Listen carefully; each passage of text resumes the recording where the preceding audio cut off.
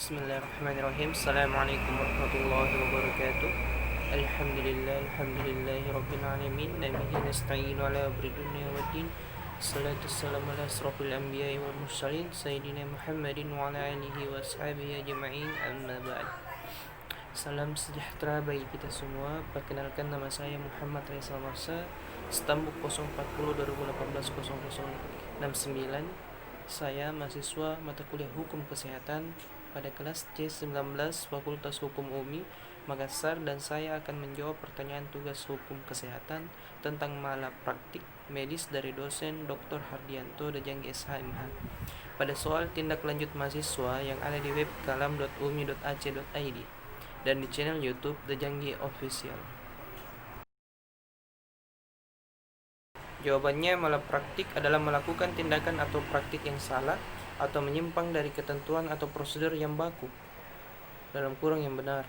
Sedangkan malapraktik medis atau malapraktik kesehatan adalah penyimpangan penanganan kasus atau masalah kesehatan termasuk penyakit oleh petugas medis kesehatan sehingga menyebabkan dampak buruk bagi penderita maupun pasien.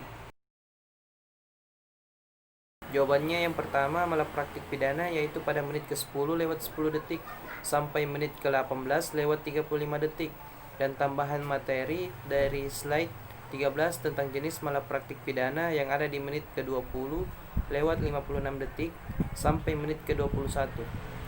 Kedua, malapraktik perdata, yaitu pada menit ke-18 lewat 37 detik sampai menit ke-20 lewat 55 detik. Yang ketiga, malapraktik administrasi, yaitu pada menit ke-21 lewat 5 detik sampai menit ke-26 lewat 35 detik. Yang pertama, malapraktik pidana dibagi menjadi 3 bagian, yaitu yang pertama, malapraktik pidana karena kesalahan intensional, contoh aborsi tanpa indikasi medis, eutanasia, membocorkan dosis kedokteran.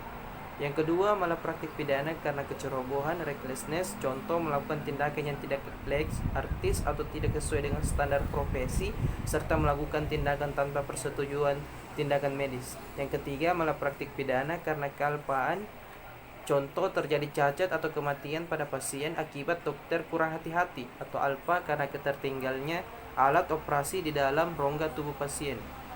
Yang kedua, malapraktik perdata, yaitu malapraktik perdata terjadi apabila terdapat hal-hal yang menyebabkan tidak dipenuhinya isi perjanjian atau wan prestasi di dalam transaksi terapeutik oleh dokter atau tenaga kesehatan lainnya, atau terjadinya perbuatan melanggar hukum sehingga menimbulkan kerugian pada pasien. Pembuktiannya didasarkan atas perbuatan melawan hukum terhadap dokter yang tidak melaksanakan kewajibannya, yaitu tidak memberikan prestasi sebagaimana yang telah disepakati terhadap kerugian yang dialami pasien. Terdapat pada pasal 1365 KUA Perdata, pasal 1366 KUA Perdata dan pasal 1367 KUA Perdata. Yang ketiga, malapraktik administrasi. Malapraktik administrasi yang pertama, menjalankan praktik kedokteran tanpa lisensi atau izin. Yang kedua, melakukan tindakan medis yang tidak sesuai dengan lisensi.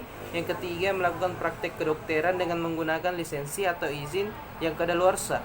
Yang keempat, tidak membuat rekam medis. Tindakan medis yang tidak bertentangan dengan hukum, yaitu yang pertama, mempunyai indikasi medis ke arah suatu tujuan perawatan yang konkret, artinya sesuai dengan standar prosedur, dan melakukan tindakan medis dengan penuh kehati-hatian. Yang kedua, dilakukan menurut ketentuan yang berlaku di dalam ilmu kedokteran. Yang ketiga, telah mendapat persetujuan dari pasien, artinya adanya transaksi terapeutik yang diawali dengan informed consent yang dilakukan oleh dokter atau tenaga medis kepada pasien, yaitu sebelum mengambil atau melakukan tindakan lebih lanjut terhadap pasien. Yang pertama, kesalahan objek adalah kemampuan bertanggung jawab dari orang yang melakukan perbuatan dan hubungan batin tertentu dari orang yang melakukan perbuatan yang berbentuk kesengajaan atau kealpaan serta tidak ada alasan pemaaf bagi pelaku. Asasnya adalah Grand Strap Zonder School, yaitu tiada pidana tanpa kesalahan. Yang kedua, kelalaian atau kulpa adalah yang pertama, tidak mengadakan penduga, yaitu hubungan batin antara terdakwa dengan akibat yang timbul. Bahkan perlu dicari hubungan kasual antara perbuatan terdakwa dengan akibat yang dilarang. Yang kedua, tidak mengadakan penghati-hati. Yang pertama, pembuat tidak berbuat secara hati-hati menurut yang semestinya. Misal contohnya tukang cat membersihkan pakaian kerja dengan bensin dekat dapur. Yang kedua, pembuat telah berbuat dengan hati-hati, akan tetapi perbuatannya pada pokoknya tidak boleh dilakukan. Misal contohnya seseorang anak membuat mercon atau petasan dengan sangat hati-hati, namun tak disangka terjadi juga kebakaran. Lebih dan kurangnya mohon dimaafkan, dan atas perhatiannya saya ucapkan terima kasih. Wabillahi taufiq wal hidayah. Wassalamualaikum warahmatullahi wabarakatuh.